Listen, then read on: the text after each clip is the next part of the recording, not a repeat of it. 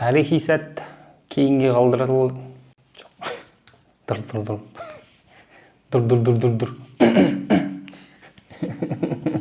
Разгоняет. Тарихи сәт кейінге қалдырылатын болды. Естеріңізде болса, Шавкат Рахмонов пен Белал Мұхаммедтің жекпе-жегін анонс жасаған кезде тарихи сәт деген бір видео жасап едім. Бірақ бұл жолы бұйырмай тұр бізге. Шавкат Рахмонов титулды жекпе-жектен құр қалды. Белал Мұхаммед мырзаға рахмет деп қояйық. Бір жағынан Иан Гэридің келіскеніне таңғалып қалдым, шынымды айтайын. Жалпы бүгін дәл осы жекпе-жек жайлы сөз қозғайтын боламыз. Ал оған дейін менің бір айтарым бар. Бұл менің серіктестерім, әрі достарым Cambridge Academy, ағылшын тілі мектебі, кез келген жаста, кез келген мақсатта сол жерде ағылшын тілін меңгеруге болады. Қазір өзімде бір 2 аптадай болып қалды ағылшын тілін оқып жүрмін. Дәл осы Cambridge Academy'де онлайн, негізі Алматыда орналасқан мектеп, онлайн, офлайн форматта ағылшын тілін меңгеруге болады. Сілтемен дәл осы видеоның астында қалдырамын. Ал Иан Гэри мен Шавкат Рахмоновқа келетін болсақ, жалпы топ 10-да кез келген салмақта алып қарайтын болсаңыздар, бұрын соңды ұтылмаған екі бірдей спортшының бұндай кезеңде кездесуі өте сирек. Өйткені былай алып қарайтын болсаңыздар, Шавкат та Иан Гэриді бұл жартылай орта салмақтың болашағы. Тіпті кімнің Иан Гэридің лақабаты да сондай ғой, The Future, яғни лақабаты болашақ, болашақ деген мағына береді. Сондықтан бұл жігіттер әлі алда бір 2-3 рет кездесіп қалуы мүмкін. Өйткені бұл жекпе-жекті ұтса да екеуі әлі бұл дивизионда 3-4 жыл атой салады. Бұған еш күмәнім жоқ. Сондықтан мен Иан Гэридің келіскеніне таңғалып қалдым. Неге екенін қазір түсіндіруге тұрсайын. Бұл ең алдымен Шавкат Рахмонов, Хоакин Бакли болды ал баста. Кімнің қарсыласы? Иан Гэридің қарсыласы. Бұл әлдеқайда қауіпті қарсылас, әрі стилі жағынан ыңғайсыз қарсыластардың бірі. Менің ойымша Иан Гэри үшін бірақ тәуекел етіп шығып отыр екен.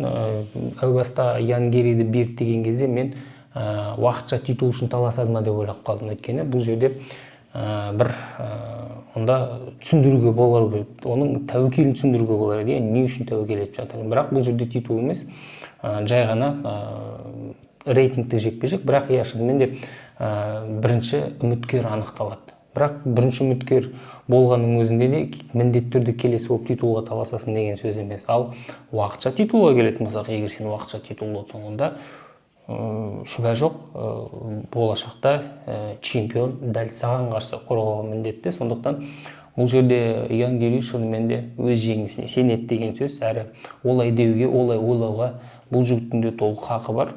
Негізде бар, бұрын соңды ұтылмаған жас талантты проспект. Шавкаттан ешқай жері кем емес.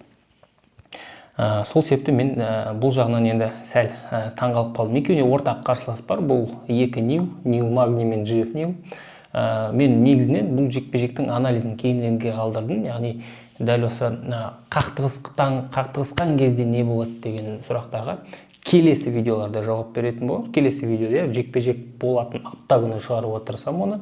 Ал бүгін дәл осы жекпе-жектің маңайында не болып жатыр, сол жайлы сөйлескім келіп еді. 5 раунд.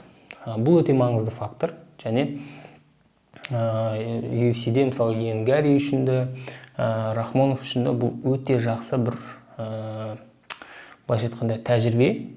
Және 5 раунд көру, менің ойымша, бұл әрбір топ деңгейде жүрген осындай проспекттердің міндеті титулға шықпай тұрып. Менің ең басты бір уайымдаған дүнием Шавкат титуліне жекпе-жекті алған кезде бұл 5 раунд көрмеген адам, финишер, егер 5 раунд болып жатса қалай болады деген сияқты. Сондықтан енді бұл жерде барлық сондай 5 раундқа жалғасуына алғы шарттар бар. Сондықтан 5 раундтық айқас көрсек тіпті жақсы болар еді. Біз шынымен де екеуінің сондай бір шыңын, бір максимум көретін боламыз да бұл 5 раундтың арқасында. Сондықтан бұл өте маңызды фактор, және бұны UFC бәлкім сол үшін әдейі жасап жатқан шығар. Бәлкім бұл Иан Гэридің талабы да болуы мүмкін. Және де Гэриде болсын, Шавкат та болсын келесі жекпе-жектері 5 раундтық болу керек. Сондықтан бұлай да түсіндіруге болады. Бірақ бұл өте үлкен плюс. Егер сол 5 раунд жоспарланған толықтай өтсе, бұл тіпті плюс болады. Бұл өте маңызды фактор. Бұған міндетті түрде назар аудара отыру керек. Енді уақытша титул дегенді негізінен бастаған Рахмонов, Белал Мұхаммед жекпе-жектен бас тартты, жарақатына байланысты деген кезде Шавкат Рахмоновтың ең бірінші реакциясы бұл маған уақытша титулға жекпе-жек беріңіздер. Бірақ былай сайып келгенде ешқандай негіз жоқ уақытша титул енгізуге, өйткені чемпион жарты жыл бұрын ғана титулға ие болды, бас тартып жатқан жоқ қорғаудан, бір себебі дәлелденген, дәрігерде жатыр, жарақаты бар деген сияқты. Егер бір жыл болса жарайды, ол кезде түсінуге болар еді. Ол кезде шынымен де бір себеп алғы шарттар болар еді ол уақытша титул деңізге. Бірақ бұндай жағдайда негізінен UFC бұлай уақытша титул деңізге қоймайды, және титулдарды көбейте берудің де еш қажеті жоқ. Онымен боксшылар айналсын, MMA емес. Сондықтан бұл жерде ешқандай бір негіз алғы шарттар жоқ уақытша титул деңізу. Мен қағазға кейбір өзімнің ойларымды мына жерде түртіп отырғам, соған көз жүгіртіп шпаргалкарыма қарап отырам. Содан кейін мынандай бір тағы бір маңызды фактор, жаңа кішкене айтып кеттім, бұл жойылды. Бұл жекпе-жекте жеңімпаз атану міндетті түрде титулды айқасқа кепіл береді деген сөз емес. Шавкат қазір 3-ші орында тұр. Мысал ретінде айтайық, Шавкат ұтса, бұл 1-ші орынға өтелуі мүмкін. Бірақ жарақатынан айыққан Белал Мұхаммед айтуы мүмкін: мен ораза біткесін келесі нөмірлі турнирде дайынмын. Бір айдан кейін мысалы, ол кезде Шавкаттың графигі келмей қалуы мүмкін, өйткені оразадан кейін қалпына келу керек деген сияқты. Енді Белал Мұхаммедті білмеймін қандай жағдайға тап болатын. Бірақ алғашқы жарты жылдың ішінде ол қорғау керек. Ораза бізде ақпан айының соңғы күні басталады, яғни толықтай наурыз бізде Рамазан айы.